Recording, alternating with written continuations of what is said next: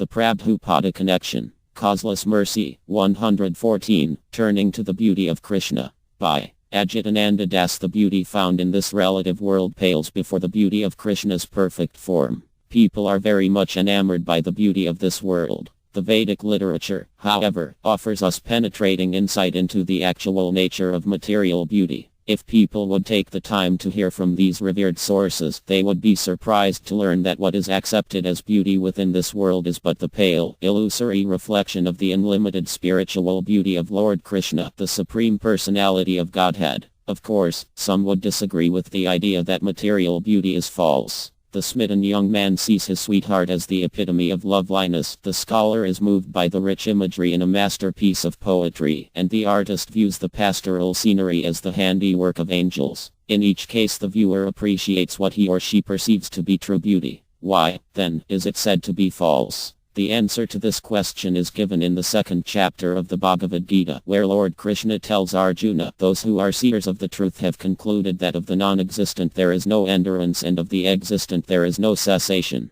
This seers have concluded by studying the nature of both. Material beauty is herein deemed false in the sense that its manifestation is very, very brief. It appears momentarily and then disappears like a mirage. The attractive young body becomes old and wrinkled. It dies, decays, and is eaten by worms. And the beauty of the poem, although preserved for some time in book form, must also perish, as must the flowered countryside, lost forever in the dark wells of time. Material beauty also proves false when we look more closely or shift our perspective. If the young man, for instance, were to peel away the covering layer of skin on the alluring young body, the object of his attraction, he would immediately become repulsed, proving conclusively that material beauty is only skin deep. And the poem or country scene, appreciated at one moment as quintessential beauty, may be seen in the next as utterly devoid of all charm by the same admirer, who, having endured some emotional trauma, now sees everything much differently. Finally, material beauty is false in that it can never fully satisfy the soul, and in time the young man desires another lover. The scholar purchases a new book of poems, and the artist goes on to view another scene, each searching for an absolute level of fulfillment that continually eludes him, even up to death.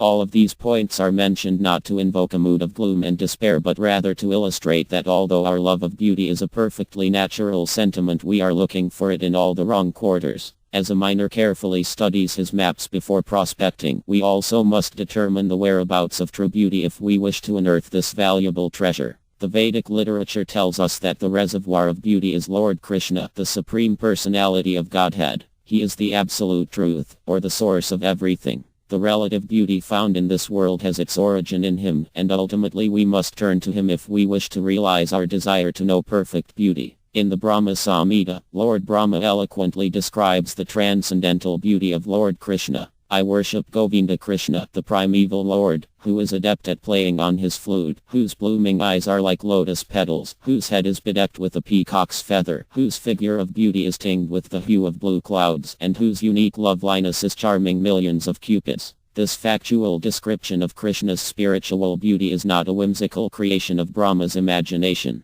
Rather, it was spoken by Brahma in a trance of self-realization, in which he saw the Lord standing before him face to face. In his next verse, Brahma continues to describe his vision, with notable reference to the eternality of Krishna's form. "I worship Govinda, the primeval Lord, round whose neck is swinging a garland of jeweled ornaments, who is always reveling in pastimes of love, whose graceful, threefold bending form of Syama Sundara is eternally manifest." As Krishna's form is eternally manifest, so is the beauty of that form, thus fulfilling the Bhagavad Gita's definition of reality, that which has no cessation. Not only is Krishna's beauty eternal, but it is also ever fresh, like an endlessly blooming springtime. A devotee never tires of viewing that divine form, which is so magnificent that Krishna himself cannot estimate it, for in one moment he measures, and in the next moment it expands unlimitedly, eluding even his vast capacity to understand. Since Krishna is the absolute truth, his beauty is also absolute and is never cancelled or diminished by closer examination or change in perspective.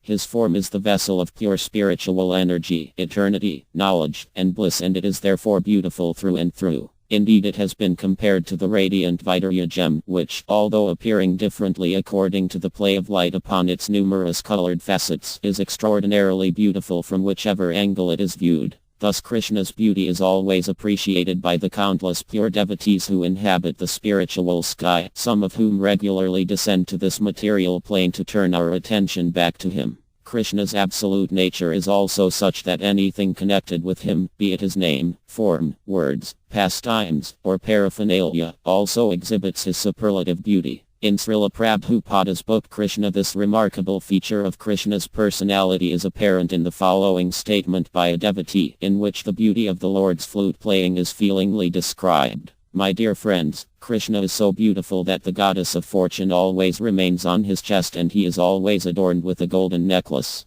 Beautiful Krishna plays his flute in order to enliven the hearts of many devotees. He is the only friend of the suffering living entities. When he plays his flute, all the cows and other animals of Vrindavana, although engaged in eating, simply take a morsel of food in their mouths and stop chewing. Their ears raise up and they become stunned. They do not appear alive but like painted animals. Krishna's flute playing is so attractive that even the animals become enchanted, and what to speak of ourselves. All of these features combine to make Krishna's beauty fully satisfying. While material beauty offers momentary pleasure to the senses, Krishna's spiritual beauty touches the very soul of the living being, thrilling him with a pleasure so wonderful that once having relished it he can never give it up.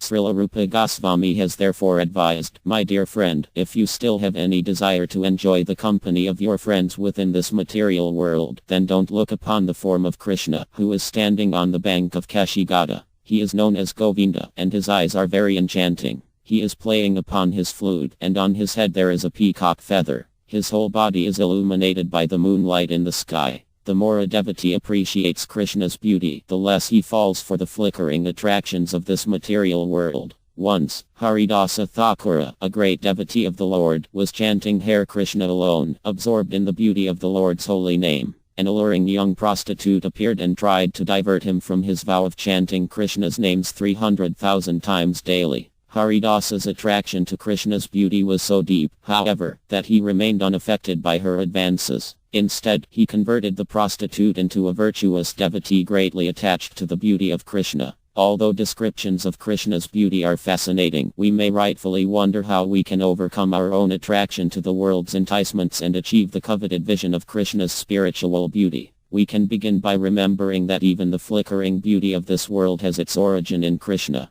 The sunrise, the fragrant flower, the taste of water, or anything else of value can remind us of Krishna and thus act as an agent for our spiritual enlightenment. Furthermore, by hearing and chanting about Krishna in the company of devotees and by worshipping his deity form in the temple, we can accelerate our spiritual advancement. This combination of pleasurable devotional activities will very surely and effectively raise us to the platform of pure love for Krishna, enabling us to view him face to face and enjoy the nectar of his moon-like beauty. Photo. Shri Shri Radha Madan Mohan, New Gokula Dhamma, Vancouver, Canada.